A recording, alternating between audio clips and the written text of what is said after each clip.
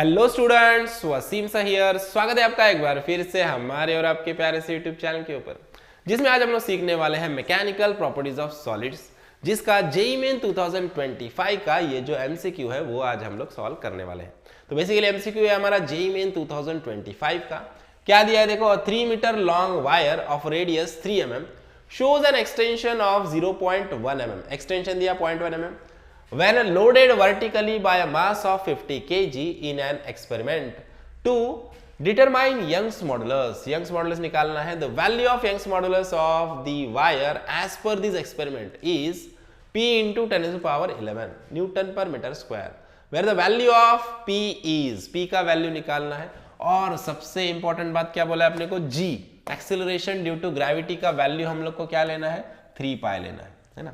G का value लेना है 3 पाई।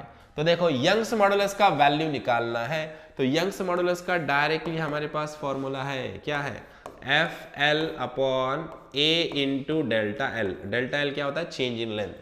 अब सारे वैल्यूज भी हम लोग को नियर अबाउट दिए हुए हैं।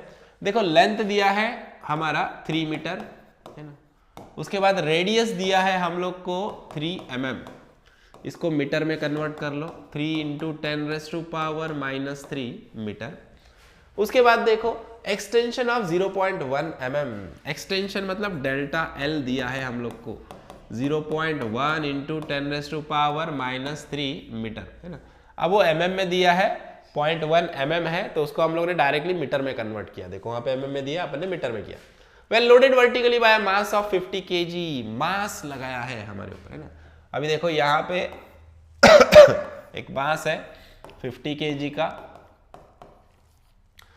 उसके ऊपर अब मास की वजह से क्या होने वाला है, एक्सटेंड होने वाला है। इसमें चेंज इन लेंथ क्या बोला है अपने को, अ लॉन्ग वायर, एक लॉन्ग वायर है जिसके ऊपर हम लोगों ने एक मास लटका दिया 50 kg का।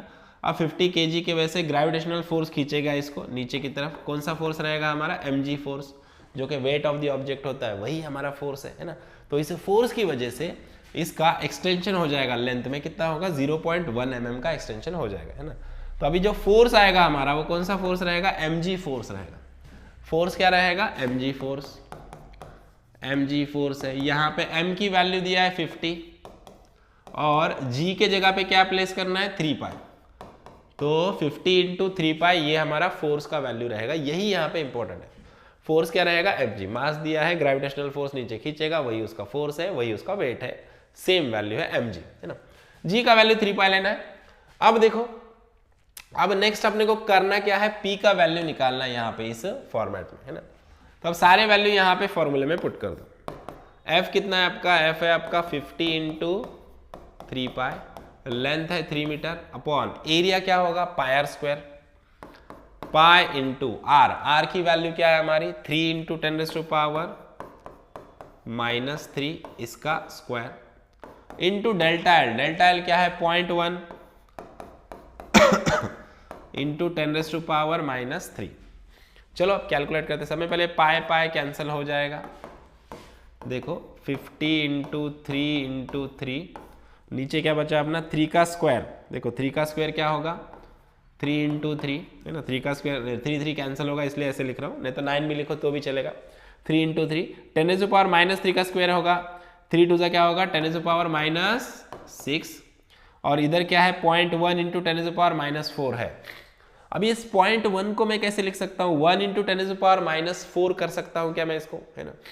चलो इसको मैं 1 इंटू 10 टू पावर -4 कर सकता हूँ। कैसे लिख सकता हूँ इसको मैं, देखो 0.1 है तो एक डिजिट राइट में लेके जाएंगे, इसको मैं 1 इंटू 10 टू पावर -4 कर दूंगा है ना। 1 इधर एक डिजिट राइट में शिफ्ट किया और ये -3 का -4 कर दिया, ठीक है।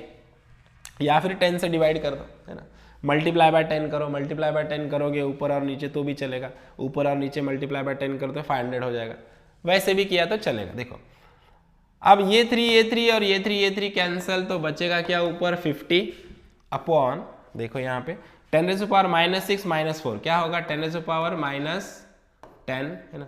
अब ये -10 ऊपर आ गया तो क्या होगा, 50 इंटू 10 टू पावर +10 है ना। अब अपने को क्या चाहिए, अपना आंसर जो है 10 टू पावर 11 में है, p इंटू 10 टू पावर 11 है, तो मुझे यहाँ पे 10 टू पावर 11 चाहिए। तो 50 का एक जीरो कम कर दो, ऐसे लिखो 5 इंटू 10⁻11 है ना, 5 इंटू 10⁻11 न्यूटन पर मीटर स्क्वायर, है कि नहीं। 50 को कैसे लिख सकते हैं, 5 इंटू 10 और 10⁻1 प्लस 10⁻11 क्या 10 क्या होगा 10⁻11 हो जाएगा, है ना। तो अब यहाँ पे P के प्लेस पे क्या आ गया, P के प्लेस पे आ गया हमारा 5, तो हमारा करेक्ट आंसर है ऑप्शन ए विच इज 5। समझ में आया, आई होप आपको प्रॉब्लम अच्छे से समझ में आया है। वीडियो अच्छा लगा है तो वीडियो को लाइक कीजिए, ज्यादा से ज्यादा अपने दोस्तों के साथ शेयर कीजिए और चैनल को सब्सक्राइब करना ना भूलिए। तो मिलते हैं नेक्स्ट वीडियो में नेक्स्ट प्रॉब्लम के साथ, तब तक के लिए थैंक यू, बाय बाय।